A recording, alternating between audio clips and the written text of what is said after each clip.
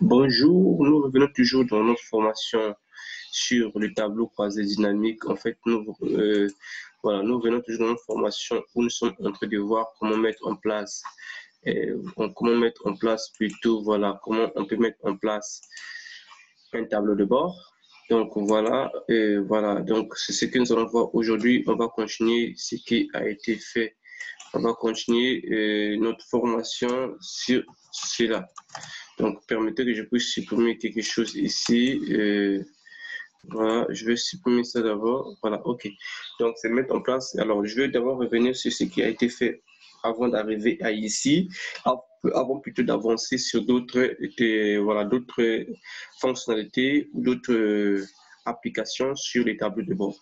Nous avons vu qu'à partir du tableau croisé dynamique, en fait, à partir de cette donnée source ici que nous avons recueillie, qu'on avait transformée sous forme de tableau, nous l'avons enregistré sur Power Pivot et à partir de Power Pivot, nous avons généré ces tableaux de bord que vous voyez ici. C'est le tableau de bord qui a été généré directement en partant de Power, en utilisant les fonctionnalités Power Pivot. Donc, si je viens sur Power Pivot ici, je clique sur Gérer, je vais avoir un établir une autre source de données qui va apparaître ici et sans tarder, on va attendre quelques minutes. Et à partir de ça, nous avons mis en place ces tableaux croisés dynamiques sous forme sur une disposition affichage des données. Donc, c'est ça. Donc, après, ici, nous avons fait en fait voilà, notre tableau, notre Power Pivot, notre source de données sur Power Pivot se présente, ça s'ouvre déjà. Et dans un instant, ça va s'ouvrir.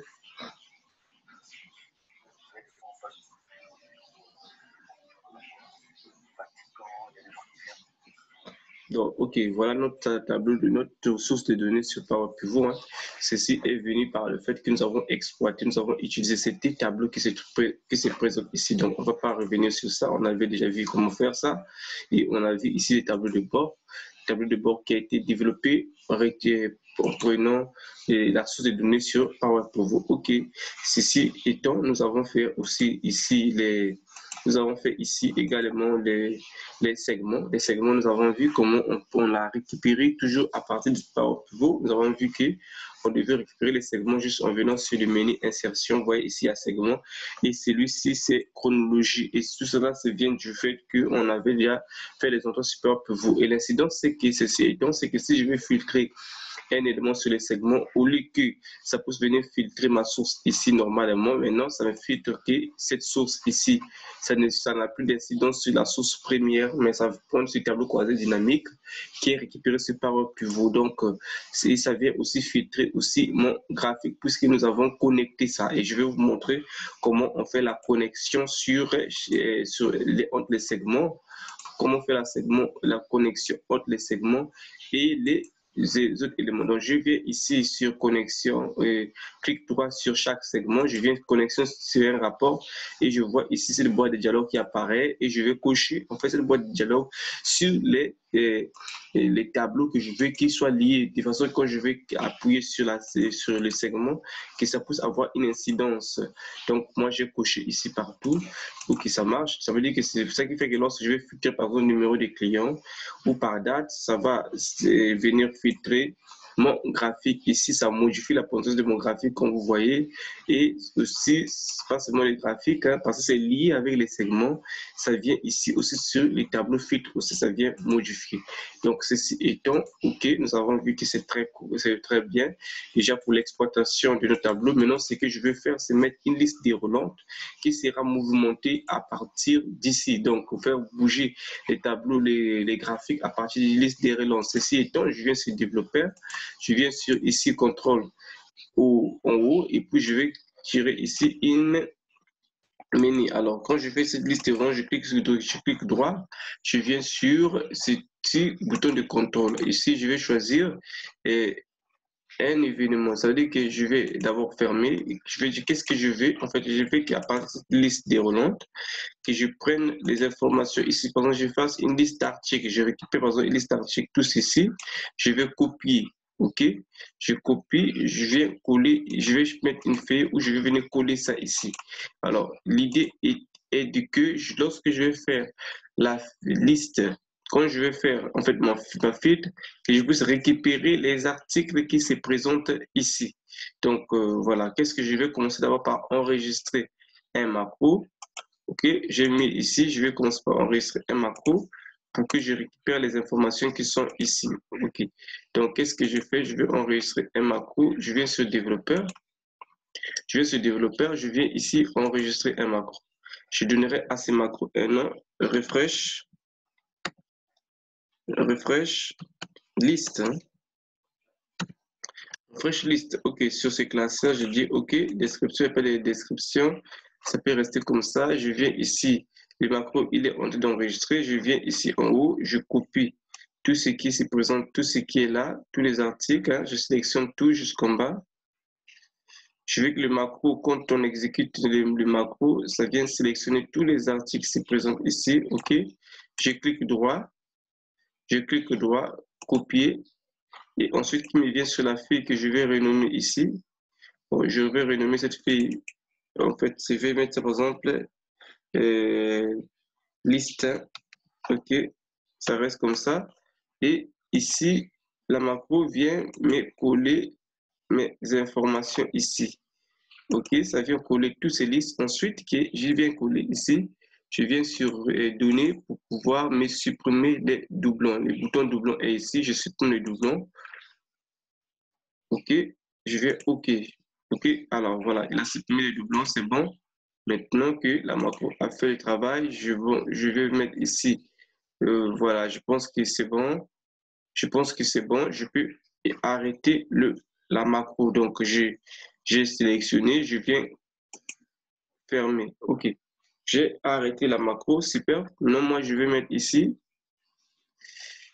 Je vais peut-être ajouter ici sélectionner. OK. Je vais ajouter ici une insertion des lignes. Une insertion des lignes ici. Dans accueil. Je vais insérer une ligne. Je vais mettre par exemple ici. Tac. Je vais insérer une ligne. Je vais sélectionner. Je vais sélectionner. Et plutôt, je vais sélectionner. OK. Alors, voilà. Et qu'est-ce que j'ai fait?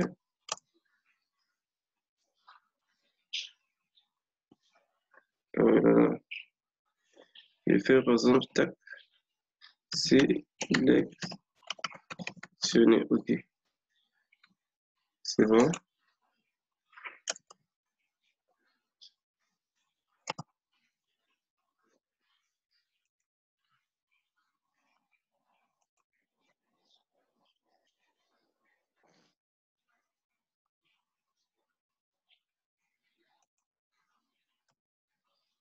Je suis en train de chercher que ce ne soit pas, c'est un chiffre, c'est un trait d'union. C'est un trait d'union, c'est pas un moins. Je sais pas pourquoi ça me fait sortir des formules parce que je ne veux pas. C'est pas une formule, c'est un texte. C'est un texte. Et bon, je vais voir pourquoi ça me fait ça. Bon, c'est pas grave. C'est pas grave. OK. Donc, moi, je vais prendre par exemple ici, à partir, je vais revenir sur mon graphique. L'objectif, l'idée, c'est que je clique droit, je clique droit, je clique droit et je vais mise en forme. Je viens ici, voilà, je récupère, bien sur liste et je fais ceci. OK. Je clique OK. Alors, ce qui est temps, c'est que j'ai ici, voilà, comme vous voyez, j'ai la liste déroulante des articles ici. La roue déroulante des articles. Donc, alors, ce que je veux, c'est que quand je vais activer la macro, je viens ici, je vais cliquer droit, que ça vient automatiquement récupérer la liste chargée à travers la liste des relangeurs. Je vais faire affecter une macro. Je vais ici, mon macro se trouve là. Je vais ici et modifier. Non, mais je ne le modifie pas, c'est bon. Je ferme. OK. Donc, l'idée, c'est que quand je vais récupérer ma macro, Voilà. Quand je vais charger, supposons que je viens sur l'idée, que quand je viens sur je touche simplement ici, ça doit charger, la macro doit s'exécuter. Donc, en réalité, c'est ce qui doit être fait. On va vérifier que ça fonctionne, hein. Je vais faire pour vérifier la fonction, c'est que je vais supprimer d'abord ici et que je puisse le voir charger, hein. Ça doit charger.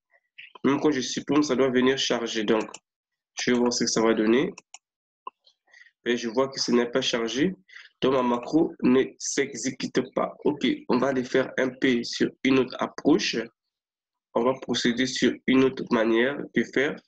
Parce que l'idée, c'était que je puisse, quand je fais ceci, que ça puisse charger. Bon, ça n'a pas chargé. Mais donc, je vais récupérer ici pour modifier mon macro. Non, pas du tout. Je vais venir sur l'onglet développeur ou l'onglet de Visual Basic. OK, c'est cette feuille graphique. Ce que j'ai à faire d'abord, ici, je vais renommer cette feuille au nom de graphique. Par exemple, je mets ici OK, je vais renommer. Après, je vais cliquer sur code. Hein, code, voilà. Quand je suis sur code, ce que je vais chercher ici sur code, c'est de chercher à créer un événement. OK, créer un événement. Moi, je vais prendre par exemple l'événement Activate. Je dirais que lorsque je viens sur la feuille automatiquement, OK, je vais supprimer, je prends l'événement Activate. Donc, je suis sur les graphiques, hein. Je suis sur la graphique. Automatiquement, quand on vient sur cette feuille, ça peut activer un événement. Ça marche. Maintenant, après, ici, je viens sur Module, je vérifie. Et mon macro se présente ici. Donc, ici, c'est présente macro. Maintenant, c'est que je veux que je puisse mettre encore sur ma feuille graphique ici. Ma feuille graphique, est-ce que j'avais mis, je pense que j'avais mis l'événement ici.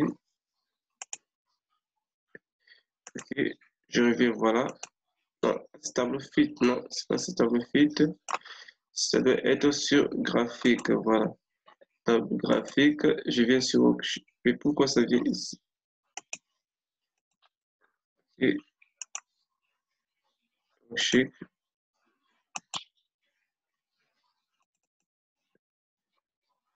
Je sais pas ce que je vais. Ok, c'est ça. Voilà, c'est ce que je dois avoir. Je dois avoir un événement ici, activate. Je choisis en fait. Ça, je supprime. Activate, ok.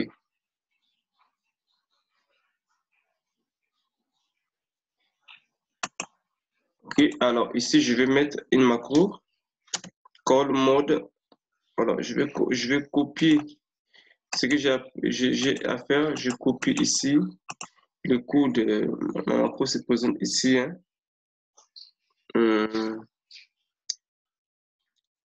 Refresh list.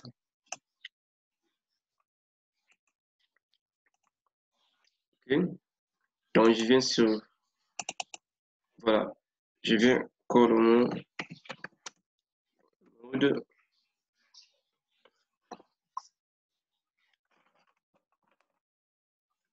Ouais.